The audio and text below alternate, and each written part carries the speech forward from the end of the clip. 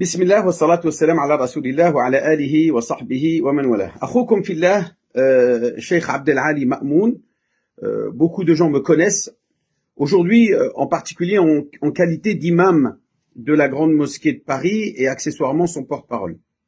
Je voudrais m'adresser à vous aujourd'hui au nom de la Grande Mosquée de Paris, qui a toujours été historiquement celle qui annonce tous les ans le début et la fin du Ramadan. Cette année, à son habitude, elle s'est réunie non pas pour prendre la décision seule, mais avec d'autres fédérations musulmanes françaises. Certaines ont refusé, ont décliné l'invitation, et celles qui ont été présentes ont eu leur mot à dire pour décider de la date qui débute le mois de Ramadan de l'année 1447, correspondant à l'année 2026. Le critère qui a toujours été la tradition chez les théologiens en la matière, c'est de prendre en compte le calcul de la naissance de la Lune. En effet, le croissant lunaire est né, la conjonction lunaire a eu lieu mardi aux alentours de midi. Donc le soir de ce même mardi, la Lune était déjà née depuis plusieurs heures. Le deuxième critère, c'est la vision oculaire, c'est-à-dire la déclaration d'un pays musulman dans lequel des personnes ont témoigné avoir visionné à l'œil nu le croissant lunaire, ou à l'aide de télescopes, pourquoi pas. Ces deux critères ont été remplis mardi soir, puisque la Lune étant née et que certains pays du Golfe ont annoncé avoir observé le croissant lunaire, nous avons donc décidé de décréter le début du Ramadan pour ce mercredi 18 février, comme vous avez pu le constater. D'autres instances ont dit non. Le calcul de la possibilité de sa vision étant impossible, selon des astronomes, toute déclaration qui aurait été annoncée en la matière n'est pas recevable. C'est un choix méthodologique de prise en compte des critères qui définissent le début et la fin du Ramadan que nous ne recevons pas, que nous n'acceptons pas. Nous restons sur cette méthode traditionnelle qui est ar-ru'ya, comme le dit le prophète alayhi salatu wassalam, sumu li ru'yatihi wa aftiru li ru'yatihi. Jeûnez par sa vision oculaire et rompez à la fin du Ramadan par sa vision oculaire. Et que si, bien entendu, vous n'avez pas une rumma alaykum, c'est-à-dire que vous n'avez pas la météo qui permet de voir ce croissant lunaire, terminez et parachevez le mois de Sha'ban avec un 30e jour.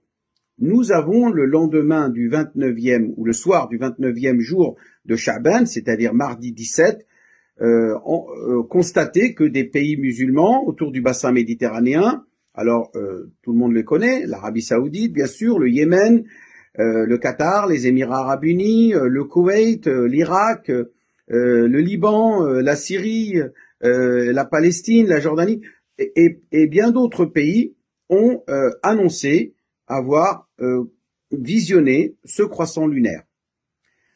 D'autres références, d'autres instances ont décidé de suivre cet avis scientifique qui dit que non, la possibilité, je dis bien la possibilité de la vision étant impossible, toutes ces déclarations sont caduques et non avenues et non recevables.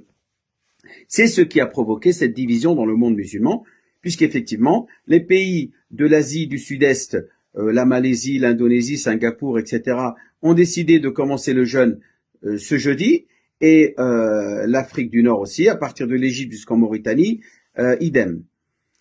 Donc nous, à la mosquée de Paris, voyons ce monde divisé, nous n'avons pas eu le choix que seulement de nous concerter, et bien sûr, sous la direction de notre recteur, Shamsuddin Hafid, qui n'est pas celui qui a pris la décision finale, mais qui a encadré cette commission de théologiens et qui les a laissés faire leur travail et en leur âme et conscience ont décidé de débuter le Ramadan le mercredi 18 comme nous l'avons pu le vivre hier puisque nous avons commencé le jeûne hier mercredi 18 février.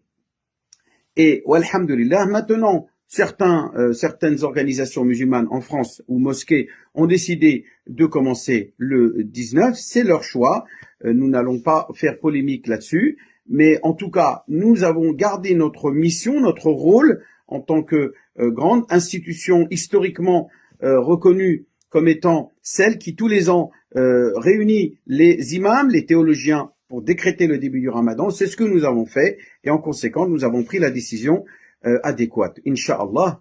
نسأل الله تبارك وتعالى أن يوفقنا وأن يجمع شملنا وأن يوحد صفوفنا, qu'Allah Azza wa Jal nous unit dans les cœurs et que le début et la fin du Ramadan ne soient pas une source de division pour nous les musulmans et que nous puissions tous autour de la grande mosquée de Paris, qui a toujours été, je le rappelle, historiquement l'instance qui décrète le début et la fin du Ramadan, eh bien vous souhaitez quand même un bon Ramadan, qu'Allah Azza wa Jal yataqabbal minna wa minkum salih al-a'mal. Wassalamu alaykum wa rahmatullahi ta'ala wa barakatuh.